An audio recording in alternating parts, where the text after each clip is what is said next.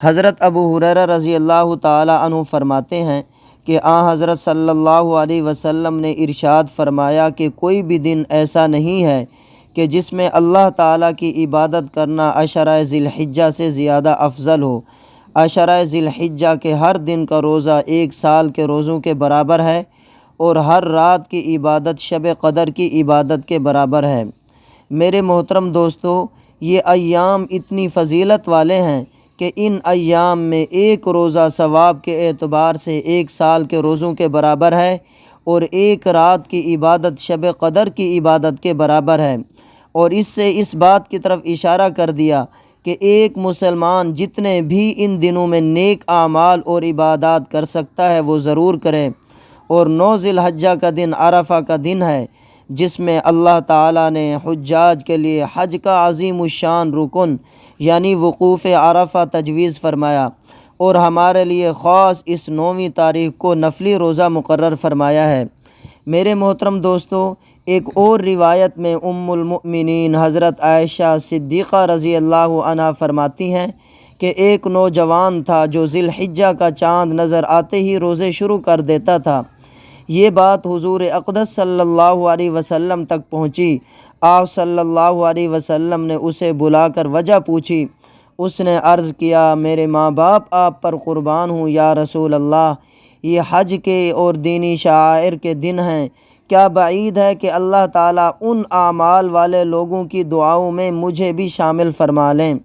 آپ صلی اللہ علیہ وسلم نے ارشاد فرمایا، بے شک تجھے ہر دن کے روزہ کے بدلے 100 غلام آزاد کرنے کا، 100 اونٹ قربان کرنے کا، اور 100 گھوڑے مجاہدین کو سواری کے لیے دینے کا اجر ملے گا۔ سبحان اللہ۔ یہ حدیث شریف تنبیہ الغافلین صفحہ نمبر 319 مکتبۃ الحرمین، یہ وہاں پہ موجود ہے۔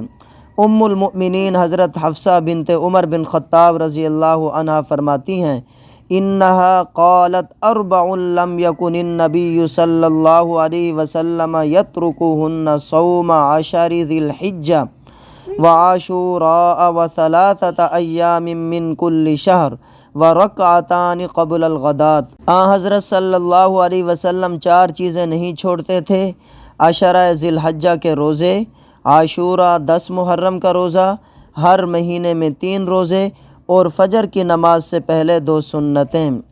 میرے محترم دوستو، ذی الحجہ کی 10ویں تاریخ سے 13ویں تاریخ تک 4 یوم کا روزہ حرام ہے۔